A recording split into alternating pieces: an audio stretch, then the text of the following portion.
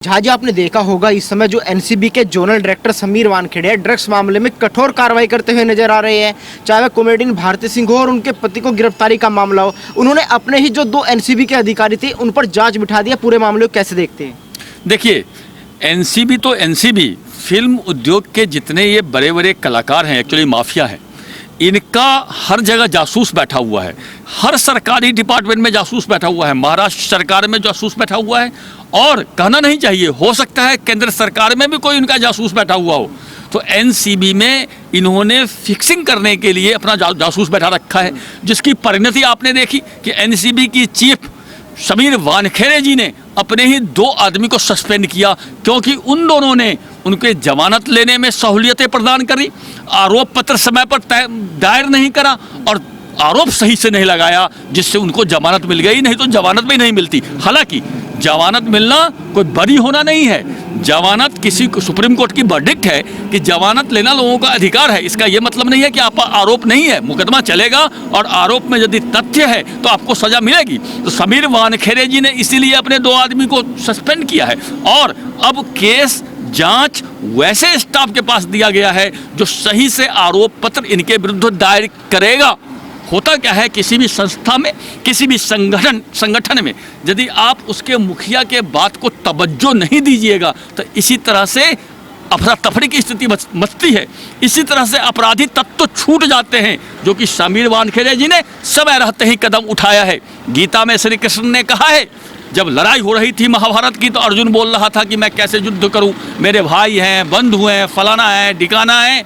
इसी प्रकार एनसीबी में जो कुछ स्टाफ है पहले से उस फिल्म स्टार के दोस्त हैं, तो उन्हें लग रहा है कैसे कड़ी कार्रवाई करूं। लेकिन उसका भी इलाज श्री कृष्ण जी ने गीता में बताया है। उन्होंने अर्जुन को बोला था, कहूँ जो पाल धर्म है वह, कहूँ जो पाल धर्म है यह, हनन कर शत्रु का सत्कर्म है यह, क्रिया को छोड़ चिंतन में फंसेगा, उलट कर काल तुझको ही ग्रसेगा।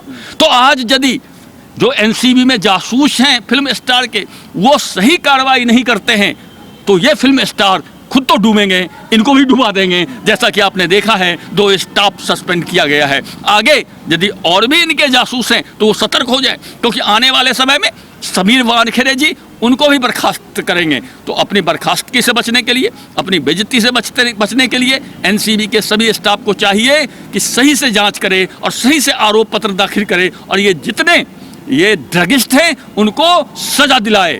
जया बच्चन ने संसद भवन में बोली थी कि जिस थाली में खाते हो उसी में छेद करते हो। जया जी, अब तो कटोरी और बाटी और चम्मच और प्लेट में भी छेद हो गया है।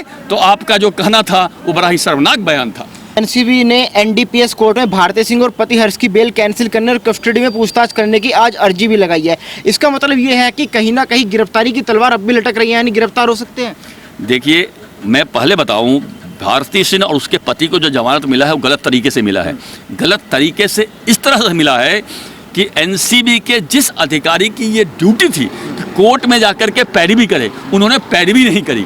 जिस तरह से उन्हें आरोप पत्र दायर करना था, उन्होंने आरोप पत्र दायर नहीं करा, अर्थात अपराधी से ये एनसीबी के अधिकारी मिल गए। इसीलिए तो समीर वानखेड़े जी ने दो आदमी को सस्पेंड किया है, अपने स्टाफ को।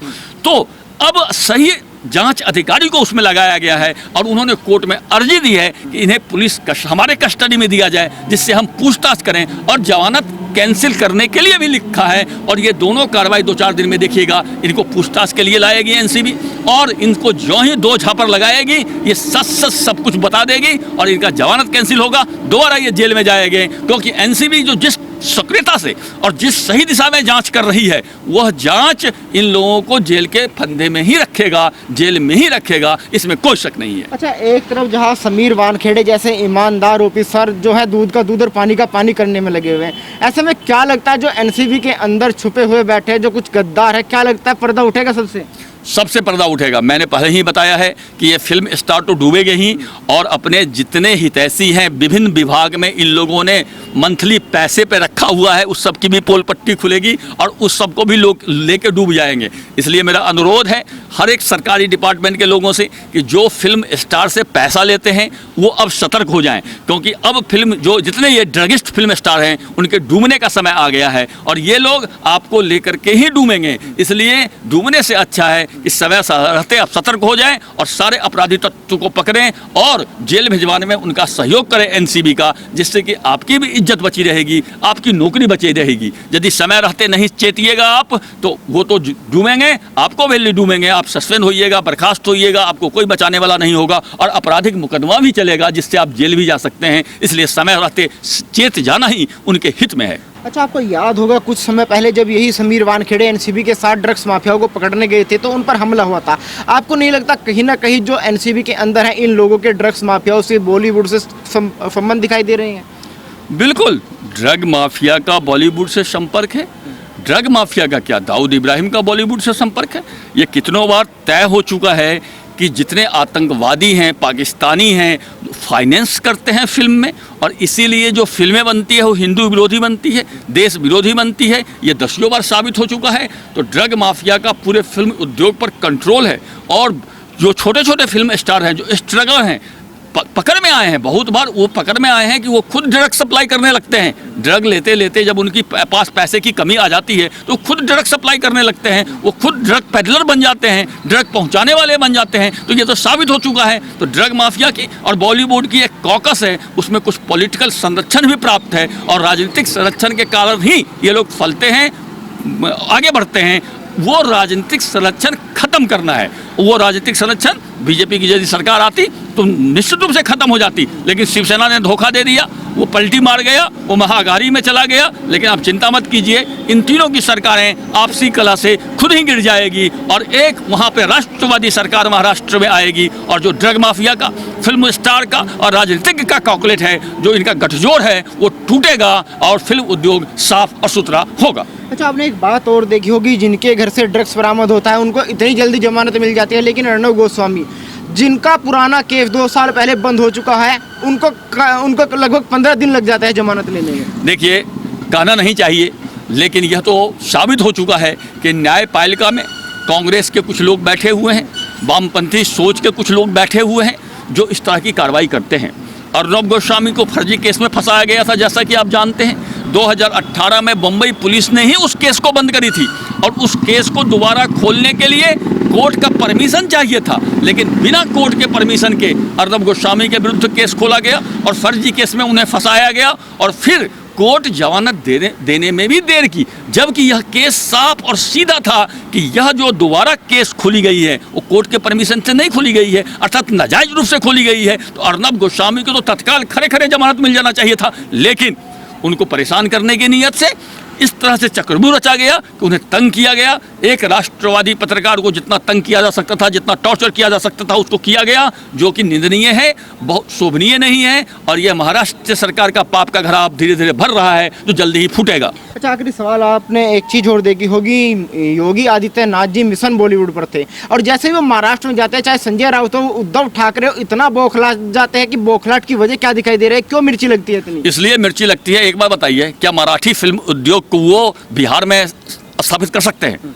मैं चैलेंज देता हूं उद्धव ठाकरे जी को, संजय राउत जी को कि मराठी फिल्म इंडस्ट्री बिहार में स्थापित होना चाहिए, वो मानेंगे?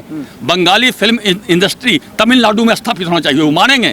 तमिल फिल्म इंडस्ट्री हरियाणा में स्थापित होना चाहिए, वो मानेंगे? नहीं मानेंगे। तो हिंदी फिल्म इंडस्ट्री तो शुरू से ही हिंदी क्षेत्र में होना चाहिए था, जो कि नहीं था। इन लोगों की बदनीयत के कारण अब योगी आदित्यनाथ जी ने अपने अथक प्रयास से दुनिया का सबसे अच्छा और बड़ा फिल्म इंडस्ट्री नोएडा में खोलने की घोषणा की है और हिंदी फिल्म इंडस्ट्री हिंदी क्षेत्र में आएगी। ये तो खुशी की बात है। जिस प्रकार मराठी फिल्म इंडस्ट्री बिहार में नहीं हो सकती, हिंदी फिल्म इंडस्ट्री महाराष्ट्र में कैसे हो सकती है? महाराष्ट्र में तो शिवसेना, राज ठाकरे हिंदी बोलने पे लोगों को मारते हैं। तो जिस स्टेट में हिंदी बोलने पे लोगों को मारा जाता है, उस स्टेट में क्या हिंदी फिल्म इंडस्ट्री होनी चाहिए? ये तो साफ और सीधी बात है, आम जनता सब कुछ समझती है।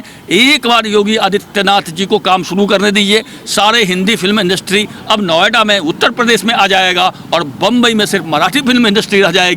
फिर इन लोगों का सारे बुलती बंद हो जाएगा। अच्छा, मनसे ने भी इसका विरोध किया, जो मनसे पार्टी उसने भी काले पोस्टर लगाए, उन्होंने उसमें योगी को ठग तक बता दिया कि ठग मुंबई में आया है।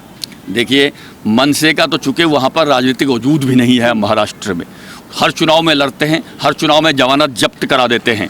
इसलिए डूबते को तिनका का सहारा। योगी आदित्यनाथ के रूप में वो एक खलनायक ढूंढना चाहते हैं, लेकिन वास्तव में योगी आदित्यनाथ जी नायक हैं और इन सब पे भारी पड़ेंगे। इसलिए मनसे का अब कहने का कोई औचित्य नहीं रह जाता। वही मनसे है जो हिंदी में शपथ ग्रहण करने के लिए अबू आजमी को थप्पड़ लगाया था, यही मनसे है, यही मनसे के एमएलए थे। तो जब हिंदी बोलने के लिए आप महाराष्ट्र में मुझे मना करते हैं, तो आपको तो खुद चाहिए था कि आप अनुरोध करें कि हिंदी फिल्म इंडस्ट्री महाराष्ट्र से ले जाओ। उल्टा जब हम लाना चाहते हैं तो आप विरोध कर रहे हैं, जो आपके दोगलेपन को दर्शाता है, आपके दोहरेपन को दर्शाता है और आपका यह शर्मनाक बयान है।